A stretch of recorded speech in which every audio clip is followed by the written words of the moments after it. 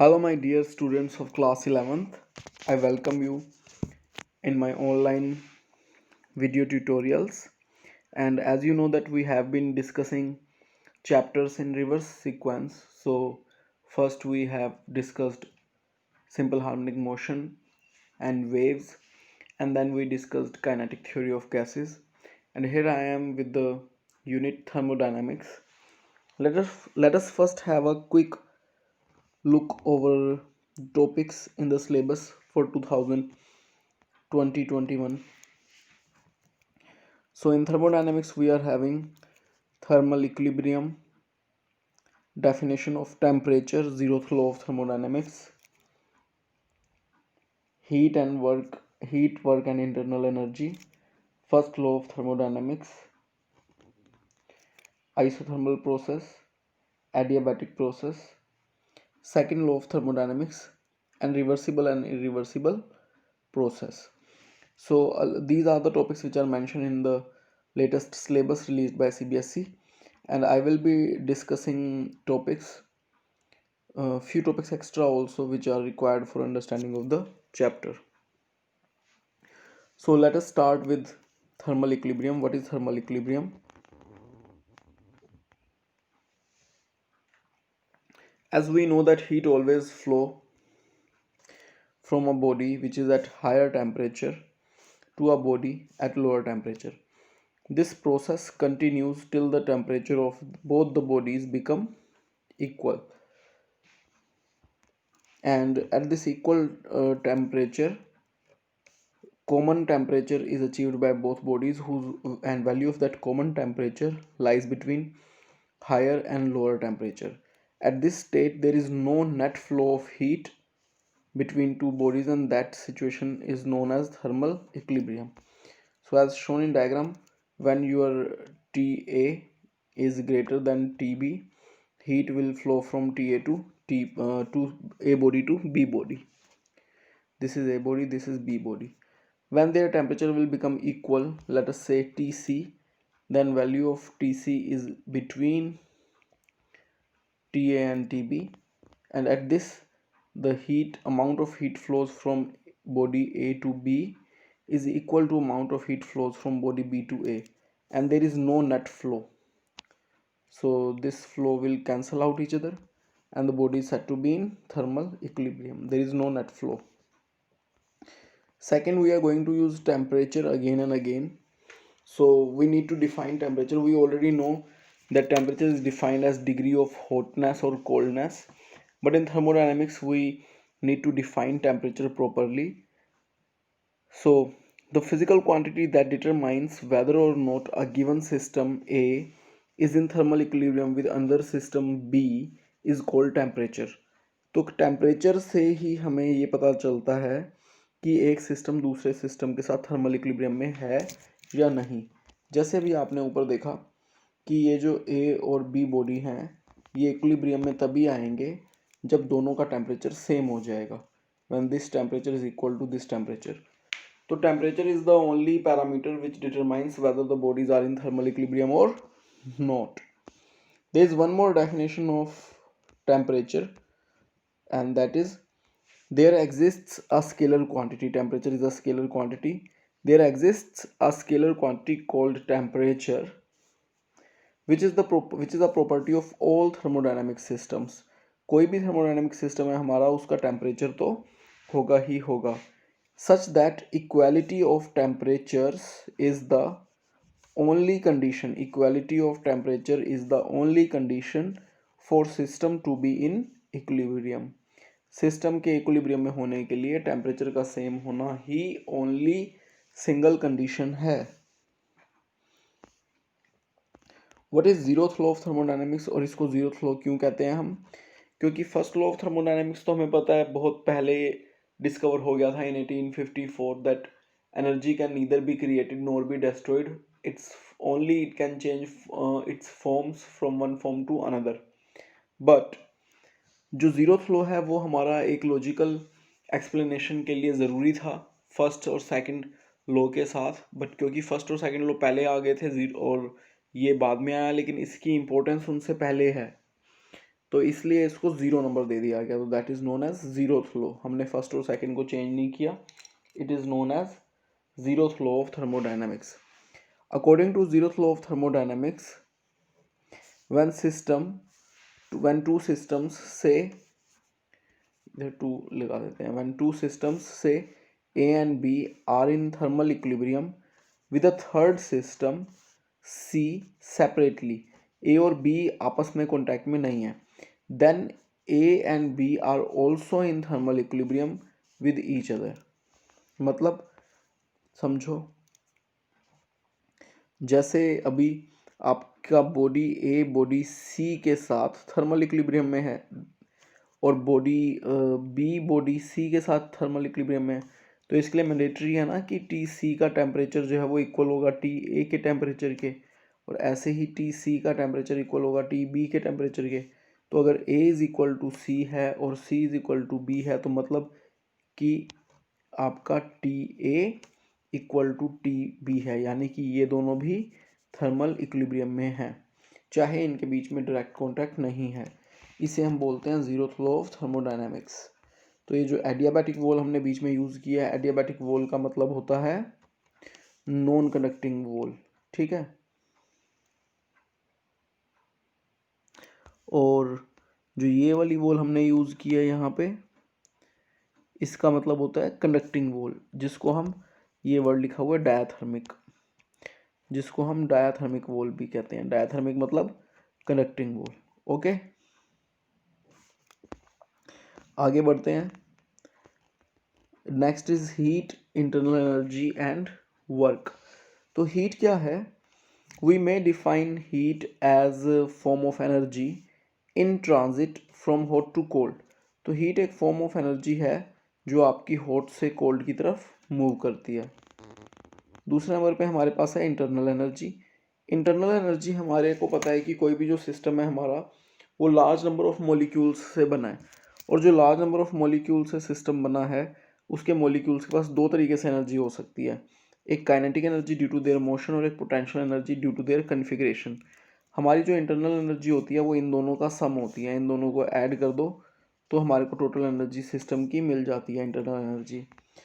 अब अगर हम आइडियल गैस के लिए बात करें तो उसके अंदर हम पोटेंशियल एनर्जी तो ज़ीरो कंसीडर करते हैं, बिकॉज आपने काइनेटिक थ्योरी में अजम्पशंस पढ़ी थी कि आइडियल गैस के लिए उनकी आपस में इंटरेक्शन ज़ीरो होती है, तो इसलिए उनकी पोटेंशियल एनर्जी ज़ीरो होती है।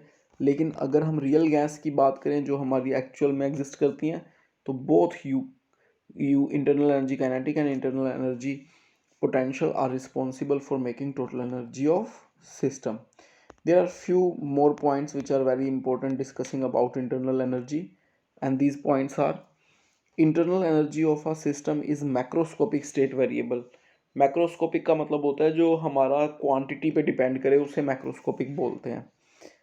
और internal energy depends on state of system but not on how that state is being achieved. मतलब अगर किसी सिस्टम का for example 100 ml of water है, उसका टेम्परेचर 60 डिग्री सेल्सियस है, तो उसकी इंटरनल एनर्जी एक फिक्स है कि भाई इतना इसका अमाउंट है 100 ml और इतनी इसकी टेम्परेचर है 60 डिग्री सेल्सियस। अब इस बात से फ़र्क नहीं पड़ता कि वो 60 डिग्री टेम्परेचर हमारा 70 से 60 हुआ है या 50 से 60 हुआ है। अगर वो 60 है तो उसकी इंटरनल एनर्जी एक फिक्स वैल्यू है उतने गिवन मास की, तो हिस्ट्री पे डिपेंड नहीं करता। तीसरा point, in thermodynamics the kinetic energy of the system as a whole is not relevant. मतलब अगर आप एक कंटेनर को लेके एक ट्रक में मूव कर रहे हैं तो उससे उसकी इंटरनल एनर्जी पे फ़र्क नहीं पड़ता। Internal energy of a system can be changed by changing any macroscopic variable. किसी भी macroscopic variable like pressure, volume, temperature को हम चेंज करके इंटरनल एनर्जी जो है सिस्टम की चेंज कर सकते हैं। और हीट प्रोवाइड करना किसी सिस्टम को, या सिस्टम पे वर्क करना या सिस्टम से वर्क लेना, ये दो हमारे मेन वेज रहेंगे जिससे हम सिस्टम की इंटरनल एनर्जी चेंज कर सकते हैं, और ये दोनों हमारे रिवर्सिबल मैनर में हैं। यानी कि अगर हमने हीट सिस्टम को दी है तो हम सिस्टम से हीट एक्सट्रैक्ट भी कर सकते हैं, और अगर हमने सिस्टम से वर्क लिया है तो we can also work on system. इसके बारे में हम आगे और डिटेल में डिस्कस करेंगे।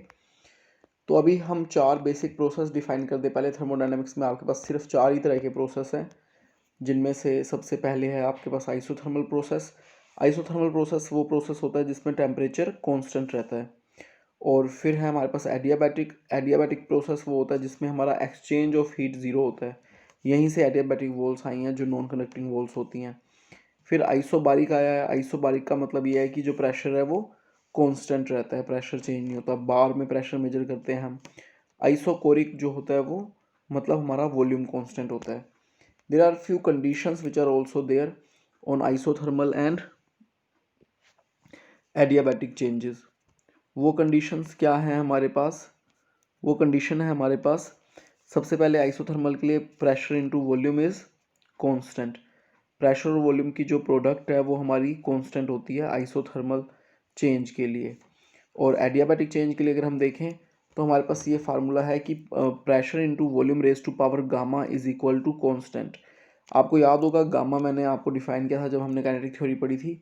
Gamma is defined as ratio of Cp to Cv, specific heat at constant pressure to specific heat at constant volume.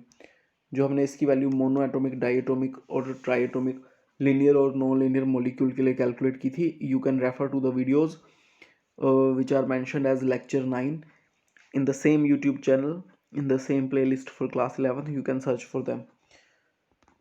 और PV is equal to RT use करके for 1 mole of gas we can write this equation PV is equal to gamma in this form also, that T into V raised to power gamma minus 1 is constant, or we can also write it like P raised to power 1 minus gamma into T raised to power gamma is constant.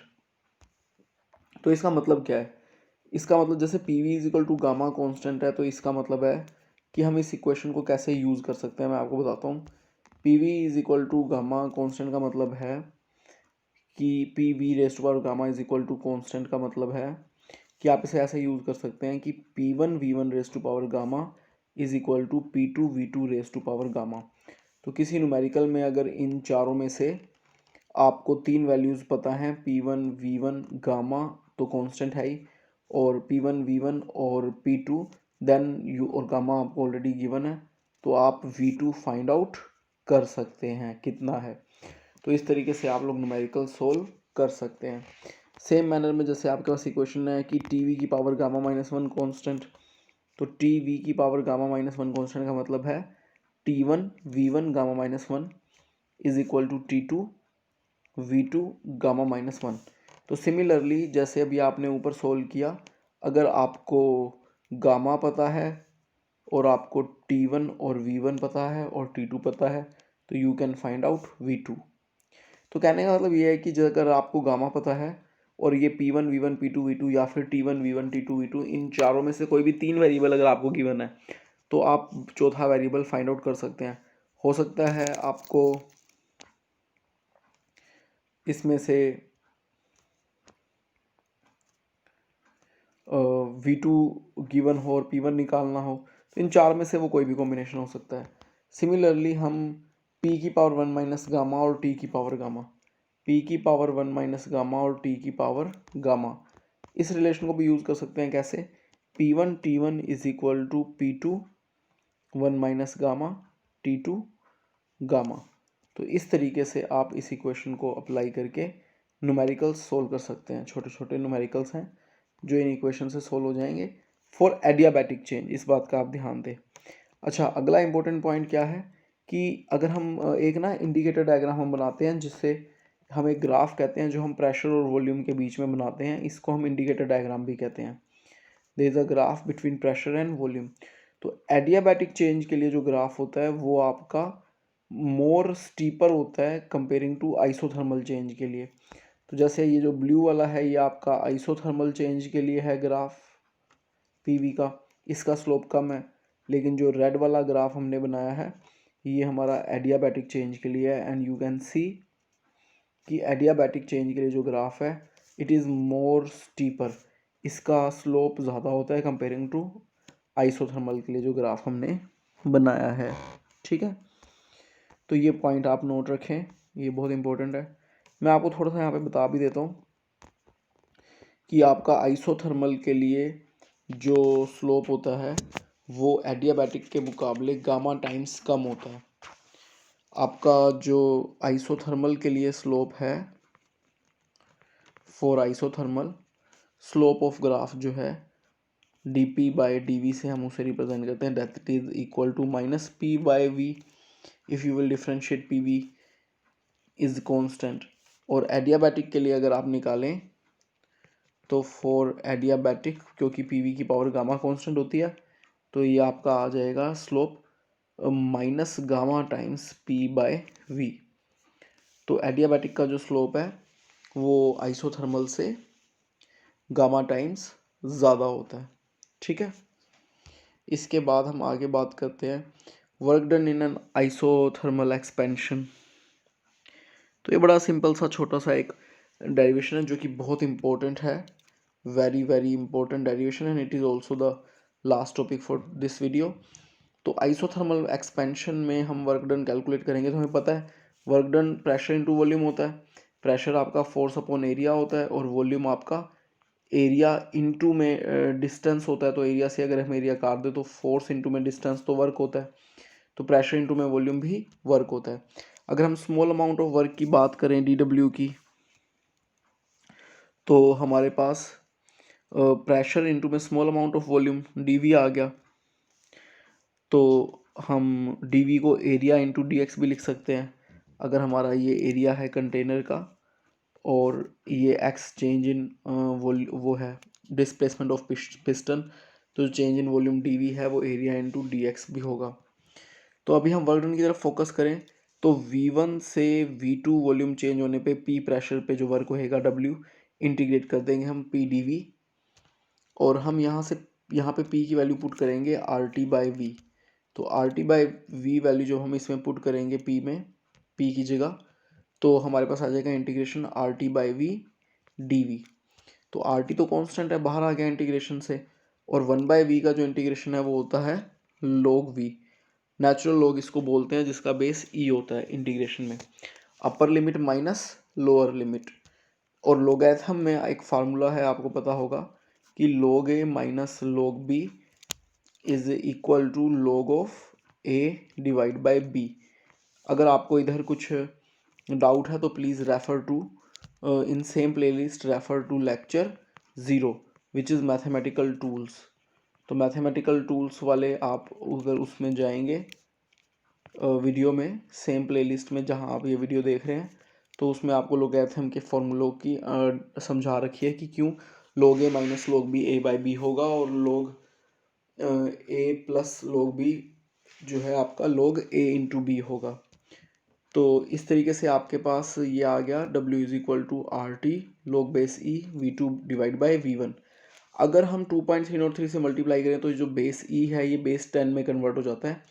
Base 10 हमारे को लिखना ज़रूरी नहीं होता, by default अगर हमने कुछ नहीं लिखा तो उसको हम बेस 10 ही मानते हैं। तो आपके पास वर्क का फार्मूला आ गया 2.303 are T log V2 by V1। Again आपका आइसोथर्मल चेंज है तो पी वी कॉन्स्टेंट होता है, जिसका मतलब है P1 V1 is equal to P2 V2। तो यहाँ से हमारे पास V2 बाई V1 की वैल्यू आ गई P1 बाई P2। तो I can also rewrite my this relation W as 2.303 RT log P1 by P2. So here is the end of today's videos. I hope you enjoyed it, or you can go through this video again and you can understand it by repeating the video. And if there is any doubt, let me know on my WhatsApp or in the comment section. You can also WhatsApp me personally, and take care. See you in next lecture. Okay, bye.